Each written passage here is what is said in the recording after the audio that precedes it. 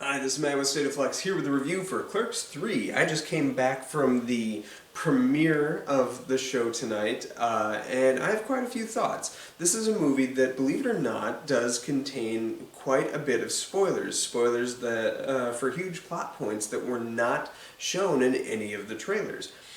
And I want to try to do my best at providing a review for the film that it goes spoiler free. So this is going to be my non-spoiler review for Clerks 3.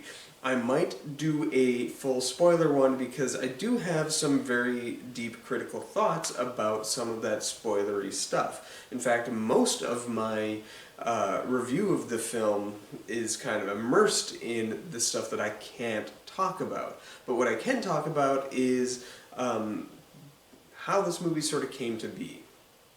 In 2018, Kevin Smith had a very highly publicized heart attack.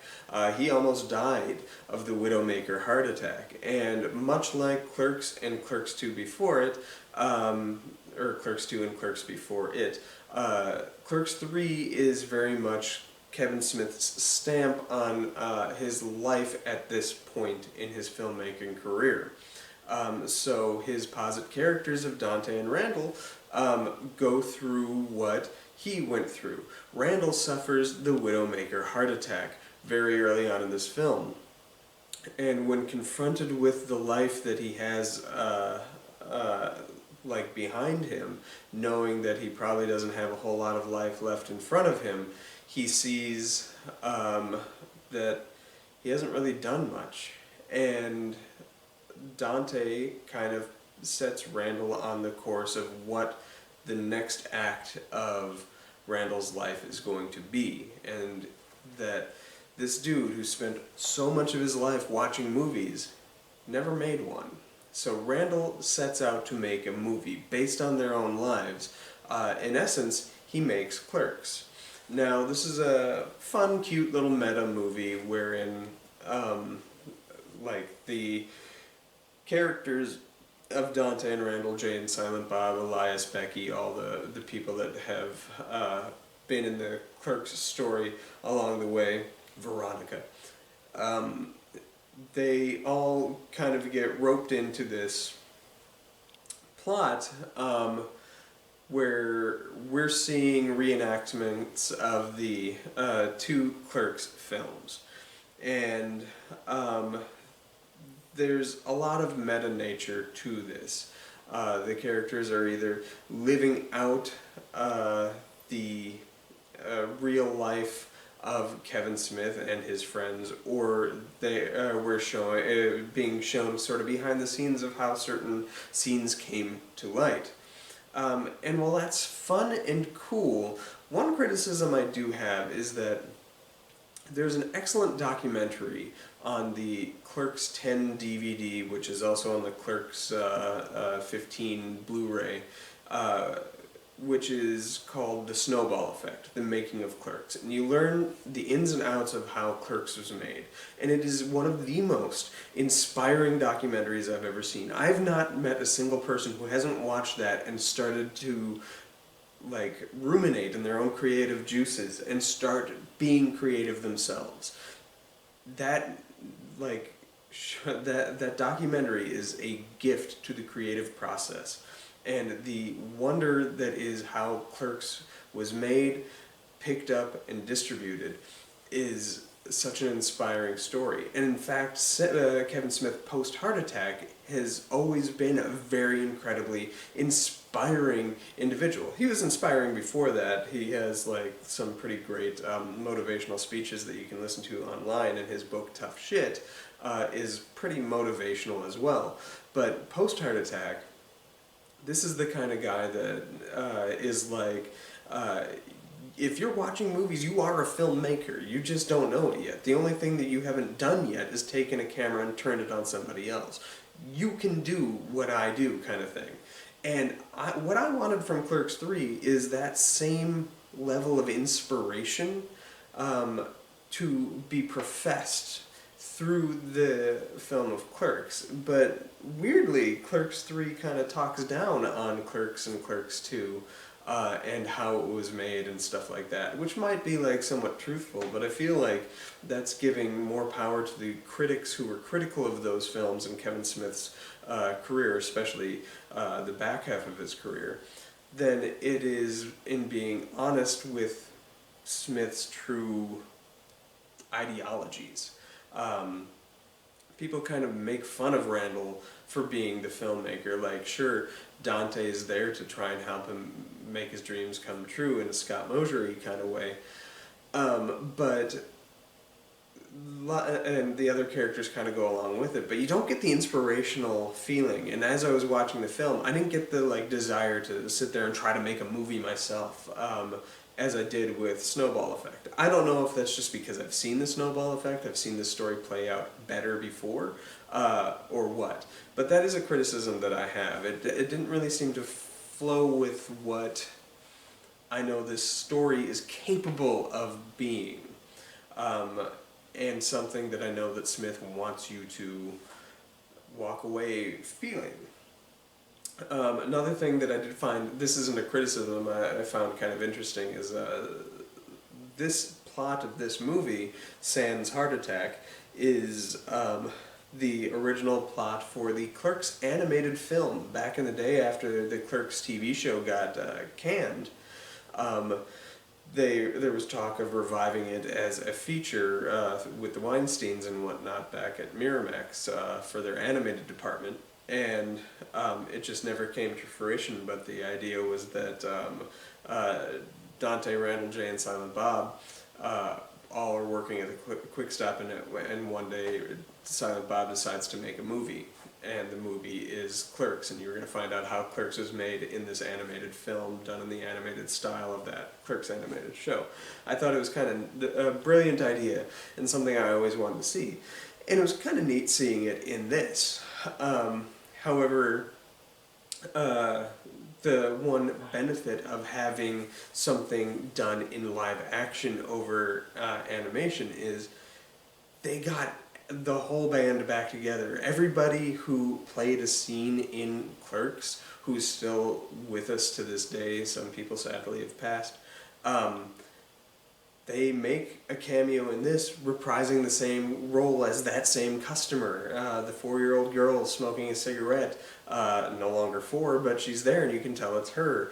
There's lots of Easter eggs sprinkled about this for all of Kevin Smith's films, including the True North trilogy, which I thought was kind of neat.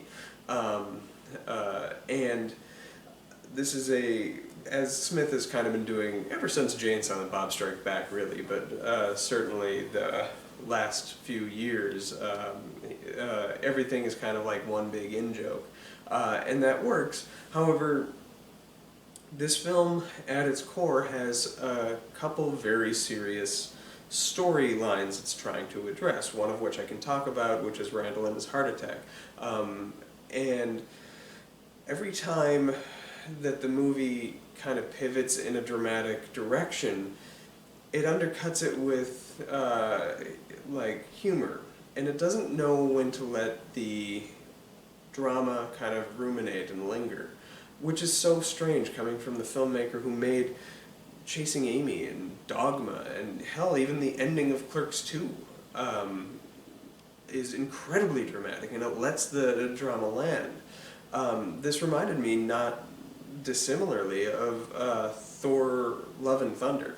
It follows almost like the same story beats too, in terms of you're presented with sort of an amusing beginning, and then there's a very hard-hitting dramatic beat, and then throughout the film you're juxtaposing humor and drama and whatnot, culminating with a third act that leans very distinctly one direction.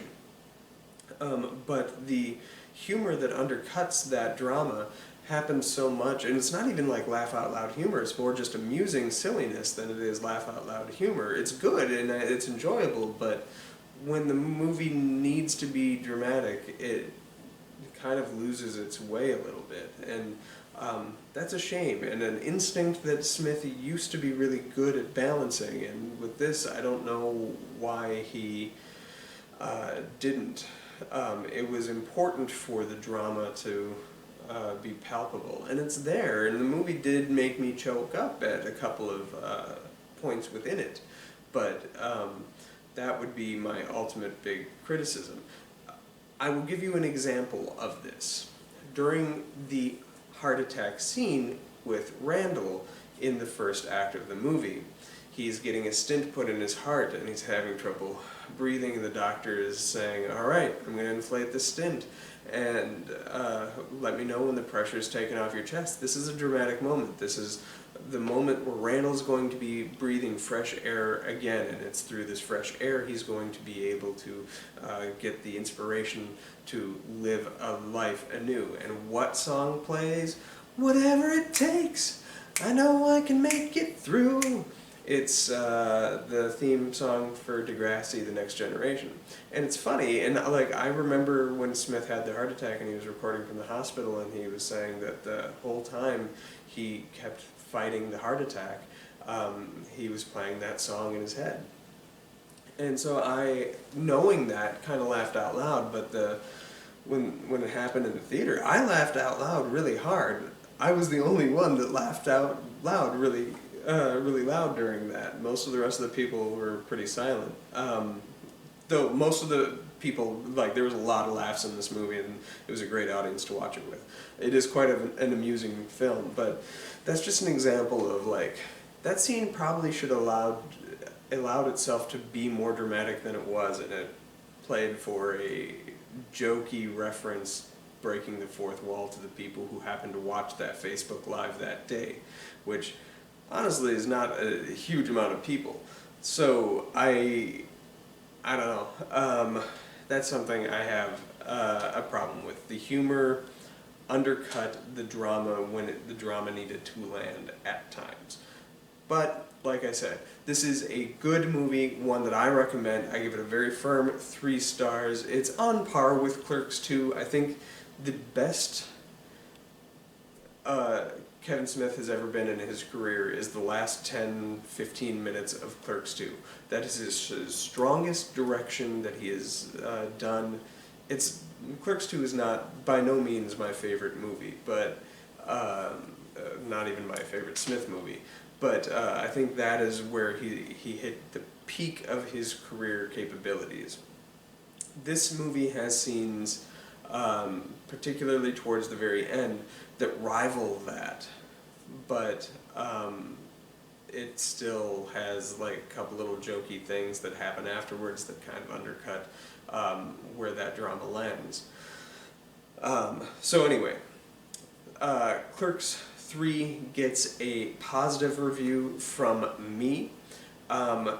This is the point in the video where I'm going to talk spoilers from here on out. So if you do not want to be spoiled for Clerks 3, and there is going to be a huge monumental spoiler that I am going to say, stop listening and watching now. Thanks for watching, like, subscribe, do all that good stuff, peace. But if you wish to know what I thought about some of the more minutiae of what the movie meaning and message is and how it landed for me, this is where we talk spoilers. So, spoilers in 3, 2, 1, very early on in the film, as we're watching Dante bring the store up. He looks like he's just kind of living a life of monotony. This is the Dante that we're familiar with from the first Clerks. Not the one that we left with at Clerks 2, which I thought was strange. And this is purely told visually. There's no dialogue at this point. And Dante, as he's looking at his register, sees a little picture card of Becky, Rosario Dawson's character, that says, "In loving memory." And you learn that sometime over the past 15 years, Becky passed away. And how devastating that is. And I was shocked at all the advertising was so Randall heavy. Dante didn't really appear to be much in the movie, and this is Randall's movie, but Dante has a profound impact. And I thought it was strange that this became Randall's movie, because Clerks and Clerks 2 are very heavily Dante. this is something that at first I was kind of critical, like, why would you fridge the wife? This is kind of a problematic element. Then I rationalized it out. Rosario Dawson is a huge superstar, to some extent. She probably couldn't bifurcate her time between working for Clerks 3 in New Jersey and doing like any number of Star Wars media that she's doing on top of other films and TV shows and potentially even Marvel gigs that she has down the pipeline. So I understood the necessity to kill that character, but that devastated me because I loved her character so much, and I loved how she and Dante were together. But that's what the film ultimately starts becoming about. How Dante lost his wife, and in doing so, essentially lost the life that he wanted. Clerks 2 ended optimistically, but very shortly after Clerks 2, after the camera stopped rolling, his life changed dramatically. His wife, who was pregnant at the end of Clerks 2, lost her life in a tragic car accident that a drunk driver had killed Becky and their unborn child. And Dante had to learn to pick up a life and wasn't really living his own life. He was just living Randall's dream of buying the Quick Stop and running it themselves. And now he's living Randall's life of becoming a filmmaker. But Randall continually is writing Dante out of his story and his life, and how that's devastating to Dante, and doesn't ever turn to Dante and examine how he's feeling about any of this, or the fact that his life is being published for everybody potentially to see, and then suddenly having to film at like movies for scenes that depict Clerks 2 where Becky was and lived. And Rosario Dawson is in this film, just very briefly. There's a beautiful scene with Dante and Rosario Dawson's Becky at Becky's grave, where he visits the grave kind of like Rocky does in Rocky Balboa visiting Adrian's grave. And then this brings Becky into it, where suddenly she's sitting on top of the headstone and then starts talking to him. And that scene, which at its core is very beautiful and very dramatic, and Brian O'Halloran gives the best performance of his career, she's joking around, and it's like, yeah, I get it, but like I love how those characters rap and interact, but that scene probably should have been more dramatic, especially where the trajectory of the rest of the film goes. And she's kind of like this angel on his shoulder throughout good chunks of the film. And I think Dante, Brian O'Halloran, just acts so incredibly well. And Jeff Anderson, who traditionally is the scene stealer, is good in this film. He's serviceable, but he's no Brian O'Halloran in this one. Until Jeff has a brilliant performance in the end of the film. During a shooting of a scene recreating the da-dun, da-dun, da-dun, salsa shark, we're gonna need a bigger boat. The recreation of that scene where Dante and Randall in Clerks had a big fight, and that was the start of the unraveling of the end of Clerks. Randall and Dante are shooting that scene. Randall is saying all of his lines of dialogue as Randall from Clerks, and Dante starts going off book and starts yelling at Randall, and then it becomes an argument and a fight between Dante and Randall, and it comes to a head, and Dante's really just hitting Randall at being this filmmaker and forgetting the friendship, forgetting the who he was and who they were and stuff like that. And me, as an audience member, sees an argument happening between an artist and who that artist was. This is the scene where Kevin Smith is sort of reconciling with himself. He's always said that Dante and Randall are like the two sides of of his own personality. And this movie really gives you that with Dante and Randall. And Kevin Smith made Clerks. He was Dante. He always wanted to be a Randall, and Randall being Brian Johnson. He made several movies after that. Clerks thrust him into a completely different stratosphere. Clerks 2, Jersey Girl comes out, tanks, and Smith learns the wrong lessons from that, goes back to the well and makes Clerks 2. What is Clerks 2?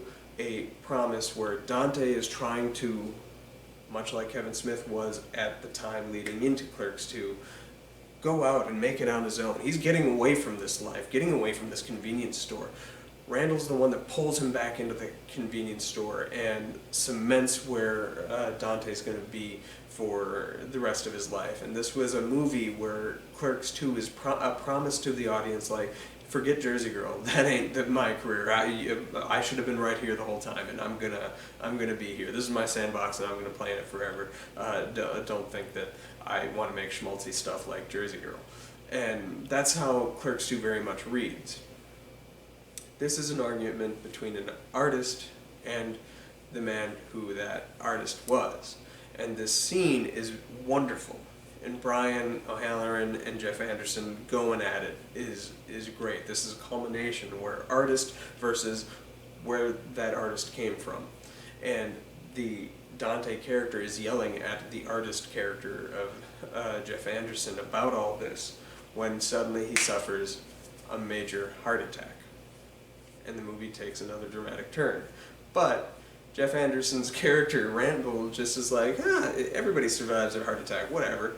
I did it, he can do it, and stuff like that. And then he's told by Elias to just go and don't work on your movie, just like be a friend. That's what you are. You should be him, like be with Dante.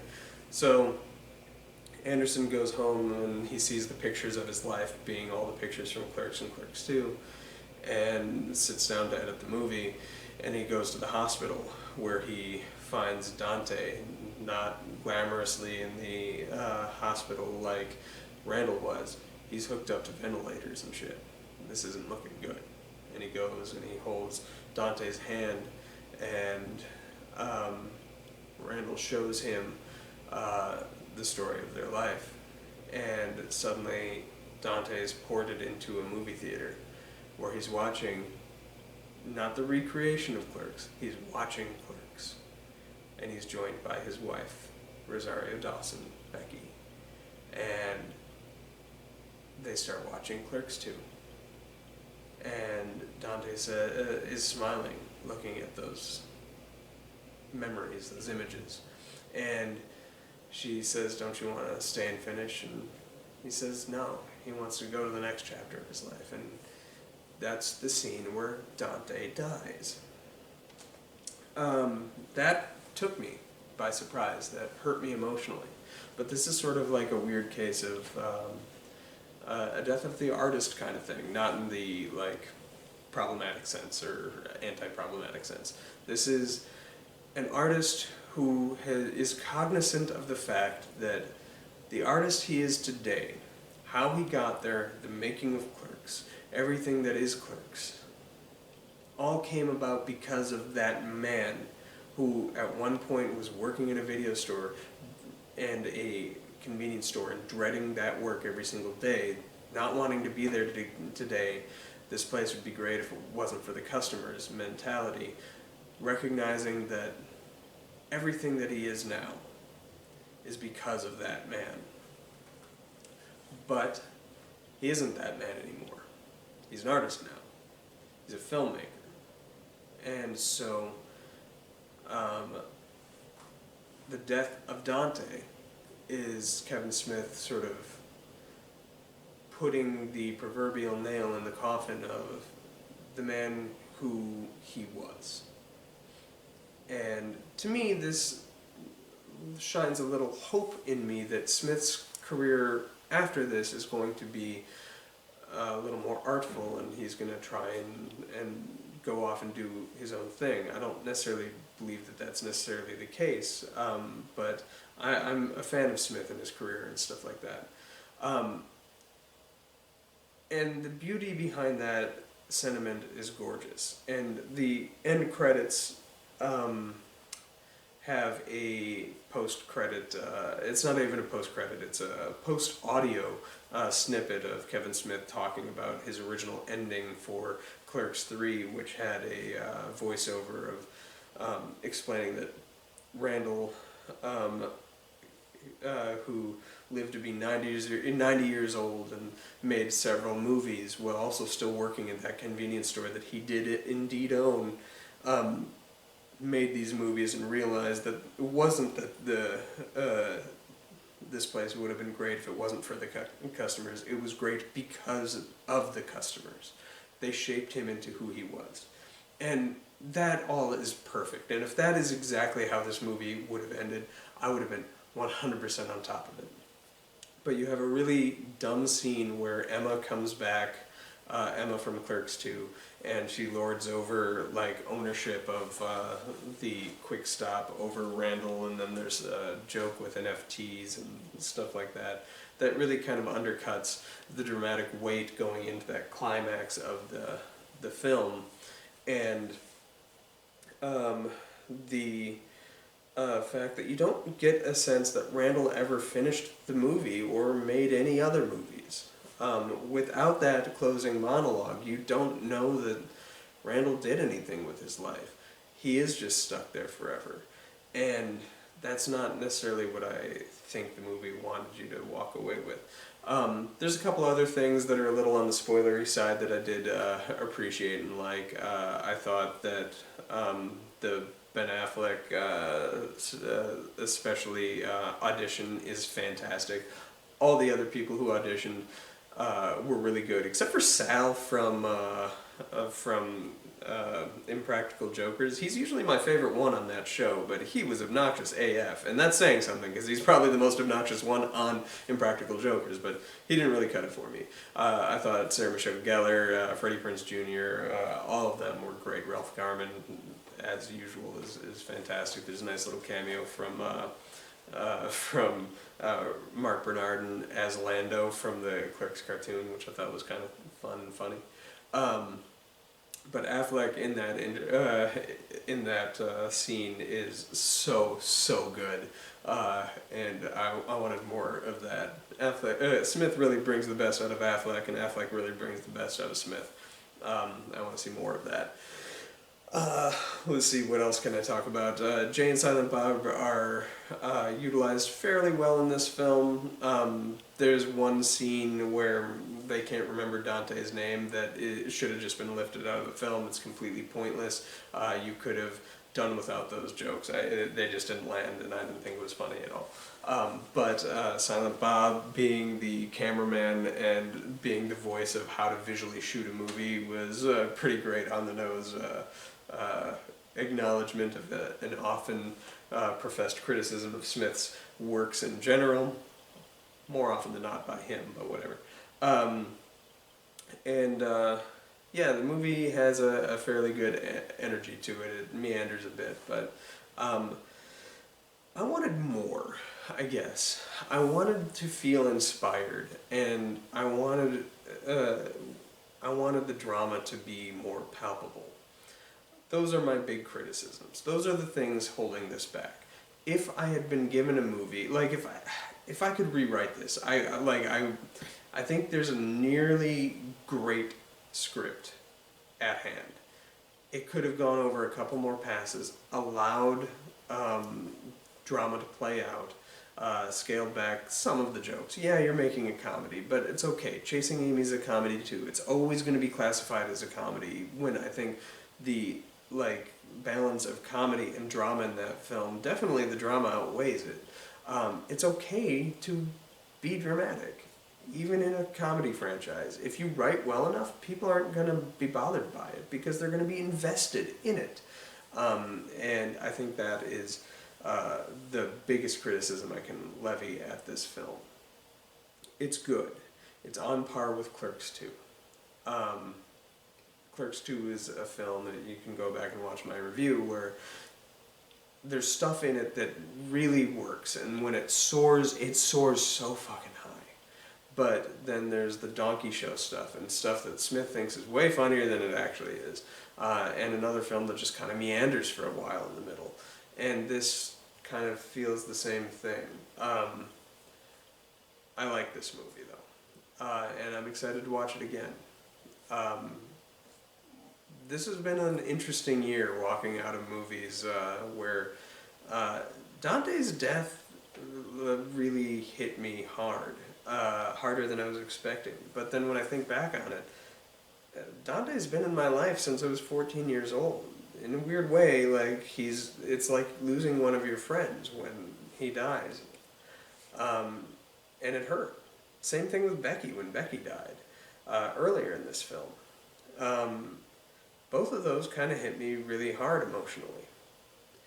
And I wasn't expecting that. That happened with a earlier big franchise film back in January, where one of my all-time favorite characters in the franchise, I'm going to leave it unnamed in case you happen upon it, but I was 10 years old when I watched that franchise first flourish, and that character being one of my favorites, and for that character to then get killed, it took me days to really wrap my head around the fact that I'm living in a world where this character is no longer alive. And it's stupid, this is fiction, it shouldn't bother me that much, but especially with Clerks, they're so relatable, the characters of Dante Randall, that knowing that I'm living in a world where Dante's not alive anymore is kind of fucking weird.